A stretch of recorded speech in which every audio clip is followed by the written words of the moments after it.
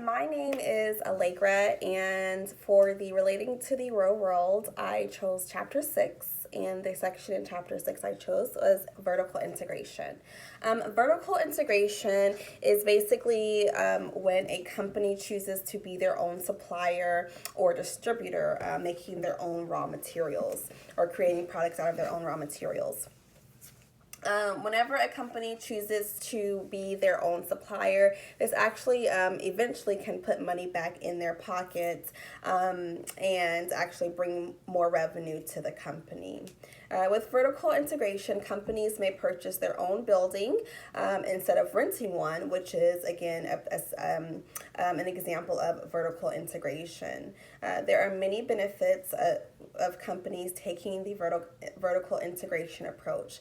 Some include possessing innovative ideas for updated versions of equipment and parts that make the end products. Without going to a third party or supplier, the procurement and administrative departments are less complicated. So you don't have to go through too many cycles, or you don't have to talk to too many different people as far as the administrative departments and the procurement departments. While vertical integration obviously is a great option to basically cutting out the middleman, there also can be some drawbacks, which can include the manufacturers that products are created in, they have to be in large capacity. So if you don't have the warehouse or the storage or anything like that, then it could be a downfall to participate in vertical integration.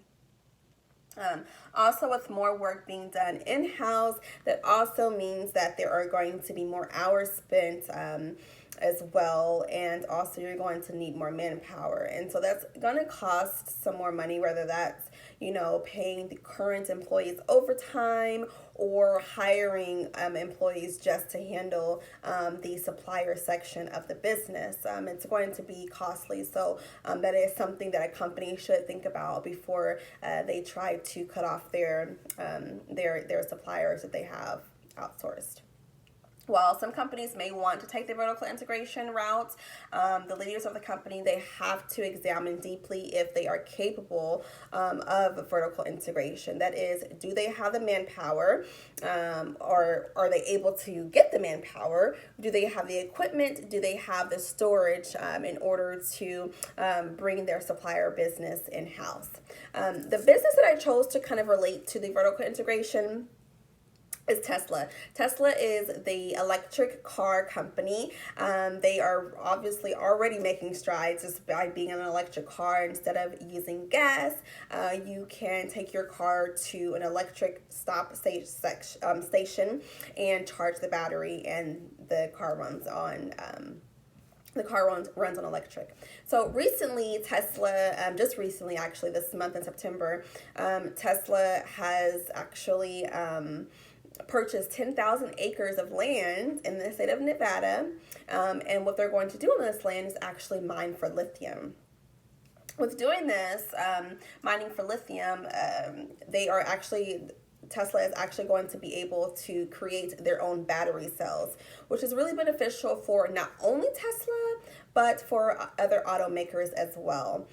Tesla will be able to create their own battery cells, which will cut out that portion of a middleman for them as well. Tesla already makes a lot of their own products. They outsource some of their products as well, so they do have other suppliers for other things as well. But just by bringing in this big section, Tesla will definitely have a great competitive advantage against their other competitors. There have been many other companies that have tried to mine lithium or tried to make their own battery cells. However, due to the extensive amounts of work that it takes, it has not been successful to date thus far. However, Tesla is going to go ahead and try to do that. Now, before Tesla does try to mine their own lithium, they do have to partner with a company called Cypress Corporation. And basically what Tesla has done with Cypress Development Corporation is they have tried to, and this is a mining company, so they've tried to partner with the mining company so the Cypress Development Corporation is able to mine for the lithium, and then Tesla will then be able to create the battery cells. They have not reached an agreement just yet. However, it is, in the works, and this is something that if Tesla is able to achieve, again, will put them on top, not only in the automobile business, but also in other fields as well.